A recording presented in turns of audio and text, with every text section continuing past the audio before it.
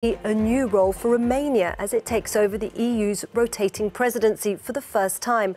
With EU Parliament elections, Brexit and a migration crisis at hand, Romania will help set the agenda for what is expected to be a pivotal moment for the bloc.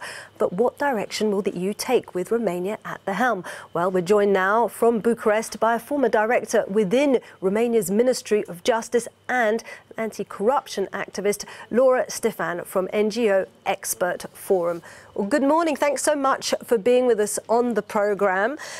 So as we were saying, Romania takes the head of the EU presidency, but there is growing concern over the rule of law in the country. Can you outline some of the EU's main grievances with Romania? Ever since the current ruling coalition took power back in 2016, there have been constant attempts to undermine rule of law and to pass a large amnesty legislation that would basically clear allegations and convictions for corruption against political leaders. That is, of course, something brutal, which the EU sees as unprecedented.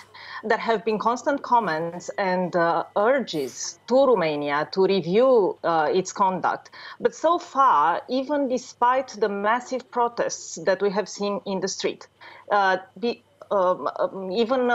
leaving aside the international comments that Romania has received from the Venice Commission, from the European Commission, Romanian leaders are really obsessed about their own legal problems, about not going to jail. We have seen really a government that has only one priority, and that is to keep political leaders out of jail, to keep their fortunes in their pockets rather than in the statey state.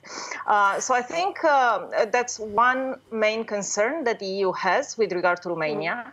The second being that we lack a vision of what we should do, what should our priorities be in terms of our presidency. In a way, I think we're lucky that we don't have very clear priorities from Romania, because if we would have some, they would mostly be along the lines of nationalistic and populistic statements that we hear every day. What are ordinary Romanians hoping for from this EU presidency? I don't think ordinary Romanians can or understand very much what it means for a country to have the presidency. In a way, I think this is a failed opportunity for Romania.